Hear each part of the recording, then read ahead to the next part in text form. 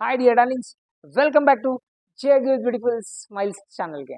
Guys, so ನಿಮ್ಗೆಲ್ಲ ಗೊತ್ತಿರೋ ಹಾಗೆ ಇದೇ ತಿಂಗಳು 26ಕ್ಕೆ ಎಲೆಕ್ಷನ್ ನಡೀತಾ ಇದೆ. ಈ ಎಲೆಕ್ಷನ್ ಎಷ್ಟು ಇಂಪಾರ್ಟೆಂಟ್ ಅಂತ ಖಂಡಿತವಾಗ್ಲೂ ನಿಮಗೆ ಗೊತ್ತೇ ಇರುತ್ತೆ. ಯಾಕೆಂತ ಹೇಳಿದ್ರೆ ಪ್ರಧಾನ ಮಂತ್ರಿಗಳ ಆಯ್ಕೆ ಕೂಡ ಈ ಒಂದು ಎಲೆಕ್ಷನ್ ತುಂಬಾ ಇಂಪಾರ್ಟೆಂಟ್ ತೋರಿಸ್ತಾ ಇದೆ. ಕರೆಕ್ಟ್? ಸೊ ಈ ಎಲೆಕ್ಷನ್ ಅಲ್ಲಿ ನಾವು ಯಾರಿಗೆ ವೋಟ್ ಮಾಡಬೇಕು? ಒಂದು ಬಿಜೆಪಿ ಅವ್ರಿಗೆ ವೋಟ್ ಮಾಡಬೇಕಾ, ಇಲ್ಲ ಕಾಂಗ್ರೆಸ್ ಅವ್ರಿಗೆ ವೋಟ್ ಮಾಡಬೇಕಾ? ಅಂಡ್ ಅವ್ರಿಬ್ರಿಗೂ ನಾವು ಯಾಕೆ ವೋಟ್ ಮಾಡಬೇಕು?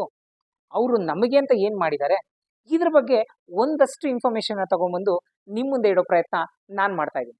ಮೊದಲನೇದಾಗಿ ನಮ್ಮ ಕಾಂಗ್ರೆಸ್ ಅವರು ಏನೇನ್ ಮಾಡಿದ್ದಾರೆ ಅನ್ನೋದ್ರ ಬಗ್ಗೆ ಒಂದಷ್ಟು ಇನ್ಫಾರ್ಮೇಶನ್ ಕೊಡ್ತೀನಿ. Launch of biometric census in 2011, longest train Vivek express launch in 2011, Mangalyaan, Bharatiya Mahila bank, pin code introduce in 1972, polio free in 2014, Aryabhatta first Indian satellites launched in 1975.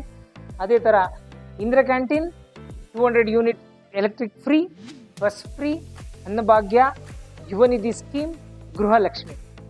ಇದಿಷ್ಟು ನಮ್ಮ ಕಾಂಗ್ರೆಸ್ ಅವರು ಮಾಡಿದಂಥ ಒಂದಷ್ಟು ಸಾಧನೆಗಳು. ನಮ್ಮ ಬಿಜೆಪಿಯವರು ಏನೇನು ಸಾಧನೆ ಮಾಡಿದ್ದಾರೆ ಅದ್ರ ಬಗ್ಗೆ ಹೇಳ್ತೀನಿ. ಆದರೆ ಮೋದಿಜಿಯವರು ಬಂದ ಮೇಲೆ ಈ ಒಂದು 10 ವರ್ಷದಲ್ಲಿ ಏನು ಮಾಡಿದ್ದಾರೆ ಅದ್ರ ಬಗ್ಗೆ ಮಾತ್ರ ನಾನು ಮಾತಾಡ್ತೀನಿ.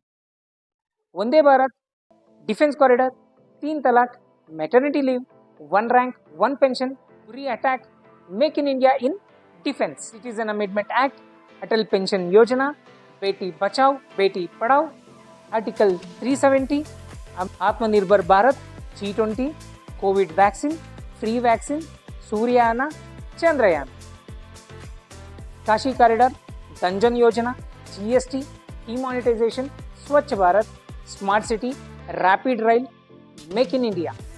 ಹಾಗೆ ಎಷ್ಟೋ ಜನಗಳ ಕನಸು ನಮ್ಮ ಅಯೋಧ್ಯ ರಾಮ ಮಂದಿರ. ಇದಿಷ್ಟು ನಮ್ಮ ಮೋದಿಜಿಯವರು ಮಾಡಿದಂಥ ಒಂದಷ್ಟು ಸಾಧನೆಗಳು. ಡಾರ್ಲಿಂಗ್ಸ್, ಫೈನಲಿ 2 ಪಕ್ಷಗಳ ಸಾಧನೆಗಳಂತೂ ಕೇಳಿದಾಯ್ತು. ಈಗ ನೀವು ಡಿಸೈಡ್ ಮಾಡಿ ಯಾರು ವೋಟ್ ಮಾಡಬೇಕು ಅಂತ. ಆದರೆ ಒಂದು ಹೇಳ್ತೀನಿ, ಈ 26ನೇ ತಾರೀಕು ಮಿಸ್ ಮಾಡದೆ ವೋಟ್ ಮಾಡಿ.